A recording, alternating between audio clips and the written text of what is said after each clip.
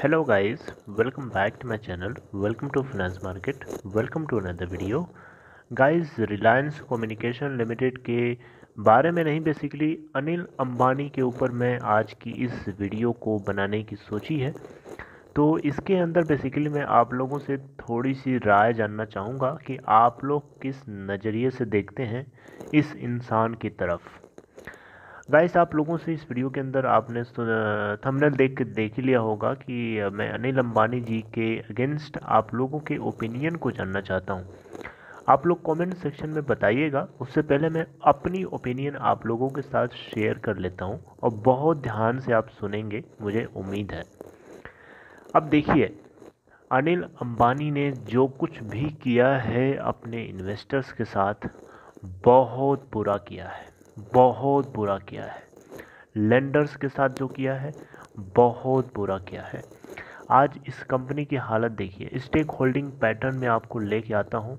मार्च 2020 quarter की सिर्फ मैं आपसे बात करने जा रहा हूँ। उससे पहले के 4 क्वार्टर, सितंबर 2019, जून 2019 और मार्च 2019, ये 3 क्वार्टर उसको भी मैं दिखाऊंगा। बस यहाँ पे रिटेल इन्वेस्टर्स के डेटा को कंसीडर करेंगे हम लोग। आज की डेट में तो नहीं गाइस, ये डेटा मार्च 2020 का है। जून क्वार्टर और जुलाई सितंबर क्वार्टर का डेटा यहाँ अपलोडेड ही नहीं है। तो अभी मैं आपको मार्च को ही बताना चाहूँगा, मार्च 2020 क्वार्टर को के डेटा को। तो अगर हम मार्च 2020 क्वार्टर के डेटा को देखें तो यहाँ पे 74.27% की स्टेक, जो कि पिछले क्वार्टर में रिटेलर्स के पास थी 58.8, उससे पिछले क्वार्टर में 50.58%, और उससे पिछले वाले क्वार्टर में यानी मार्च 19 में 37.96% की स्टेक थी। अब आप देखें तो यहाँ पे एक तरीके से जो है, जब माल के अंदर कमजोरी आ जाती है तो माल जो है रिटेलर्स को पकड़ा दिया जाता है। आज की डेट में रिटेलर्स के पास 74.27%, आज की डेट का नहीं है तो गाइस, ये से मार्च 2020 का है। आज की डेट में इसका जो जो कंट्रीब्यूशन है, जो इनकी स्टेक है रिटेलर्स की, वो बहुत ज़्यादा बढ़ चुकी है। ऑलमोस्ट 90s में आई थिंक चली गई है। मैंने एनएससी पे जाके एक बार नोट किया था। अब मुझे एग्जैक्टली याद नहीं है कितना परसेंट है, ऑलमोस्ट 90 के आसपास जा चुकी है परहैप्स। तो यहाँ से एक तरीके से देखें तो जब क्वालिटी स्टॉक नहीं रह गया तो उसको गार्बेज को रिटेलर्स को पकड़ा दिया गया। यार ये क्या बात होती है भाई? ये कोई बात तो होती नहीं है। आप कंपनी रन कर रहे हो, आप स्टेक होल्डर से उस पर पैसे ले रहे हो, स्टेक होल्डर से क्यों पैसे ले रहे हो? आप देखिए, इसको मैं एक एग्जांपल से समझाना चाहूँगा। जैसे मान लीजिए कि यहाँ एक पर्सन है, और ये पर्सन सपोज करिए कि किसी आदमी से, बड़े आदमी से ये पर्सन है, और किसी बहुत बड़े बैंक से ये लोन लेता है 10,000 रुपये का। किस लिए लेता है? ये बता के कि ये कुछ काम करना चाहता है ना। अब यहाँ पे 10,000 रुपये का ये लोन तो ले ले, और ये मक्कारी करे, काम ना करे, उस 10,000 को ले जाके कहीं जुआ खेले या कहीं ऐसी जगह अय्याशी करे, शराब पिए, हैं, इधर उधर लड़कियों को लुटाए। तो इस केस में कितनी बड़ी इस इंसान की गलती है? गलती नहीं है? बताइए। 10,000 रुपये इन्होंने अपने बैंक से लिया है, और बैंक ने दिया है किस उम्मीद के साथ दिया है कि जा कर के इसको घुमाओ, खिलाओ, लुटाओ। इस उम्मीद के साथ तो दिया नहीं है। बैंक ने इस उम्मीद के साथ दिया है कि बैंक को 10,000 प्लस में कुछ मिलेगा, जिससे उसकी कमाई हो जाएगी।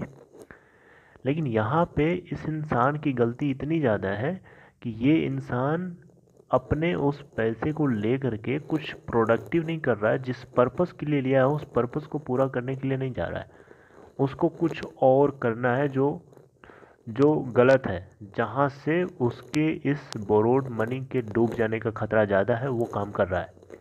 जिस पर्पज़ के लिए लिया था वो नहीं कर रहा है। शायद ये पर्पज़ अगर पहले बता देता बैंक को, तो बैंक उसको 10,000 रुपये देता ही नहीं। बिल्कुल सेम केस है अनिल अंबानी के साथ।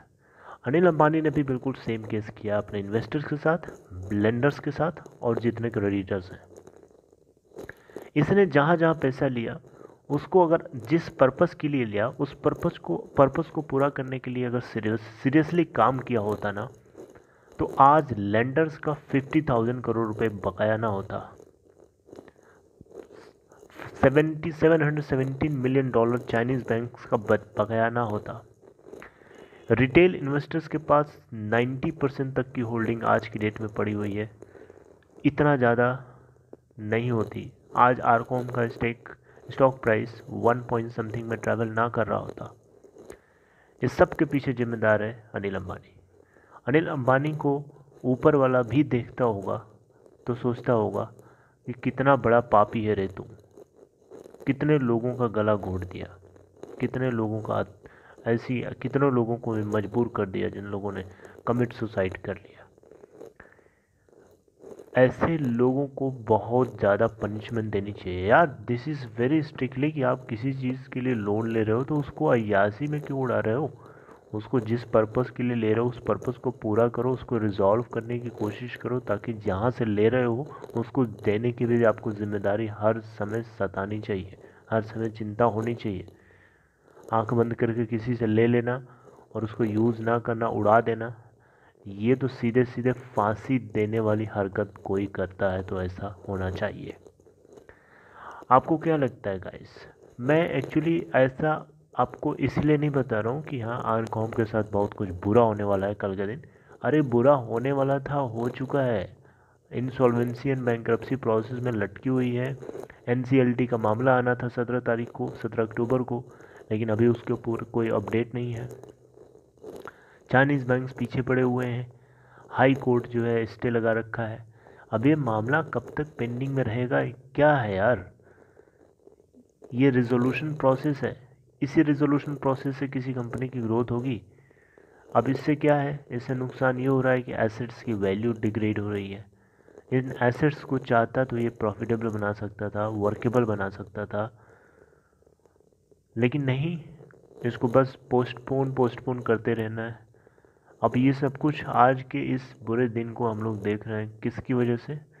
अनिल अंबानी। अगर उसने सही से काम किया होता तो ऐसा ना होता। अब आप कुछ लोगों में से क्वेश्चन कर सकते हैं कि जब आपको इतनी ज़्यादा अनिल अंबानी के ऊपर आपको ब्लेम कर रहे हो, इससे अच्छा अगर आप समझदार हो तो इस कंपनी में आते ही क्यों?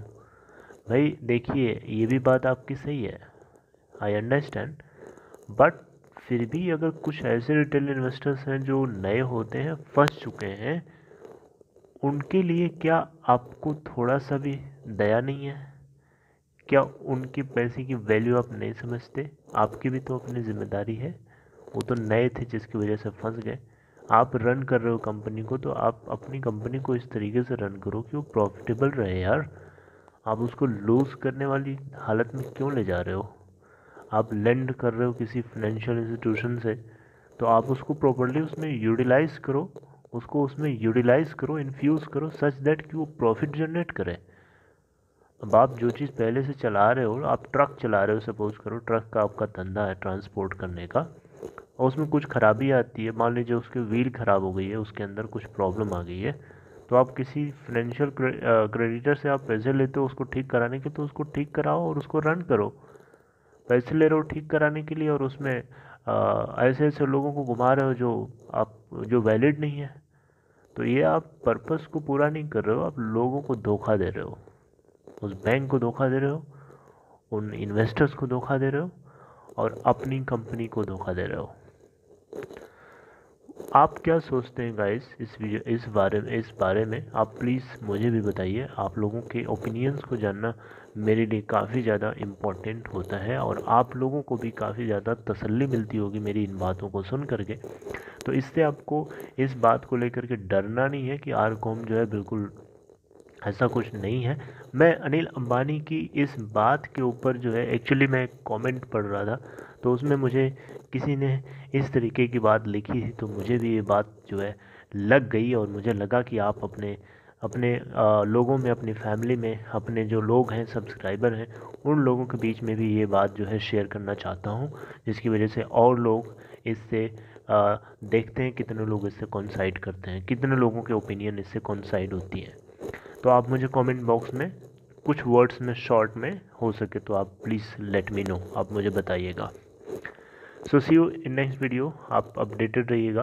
तब तक आप फाइनेंस मार्केट को अगर आप नए हैं तो please make sure to subscribe and bell icon को ज़रूर दबाइएगा, उससे नोटिफिकेशंस आपको मिलेगी। एंड डीमैट अकाउंट अगर आपको ओपन कराना है तो डिस्क्रिप्शन बॉक्स में जाइए, वहाँ एक लिंक है, लिंक को क्लिक करके आप स्टॉक के अंदर अकाउंट ओपन करा सकते हैं। आप सपोर्ट करेंगे एक तरीके से अगर ऐसा आप करते हैं तो, जिससे आपको और क्वालिटी और एब्सोल्यूट क्वालिटी से भरी हुई वीडियोस आपको प्रोवाइड करने की कोशिश करूंगा, प्रॉपर रिसर्च के साथ। अभी भी होती है रिसर्च, लेकिन कहीं ना कहीं थोड़ी बहुत कमी रह जाती है, जिसको पूरी करने के लिए कोशिश मेरी तरफ से पूरी रहती है। So take care guys.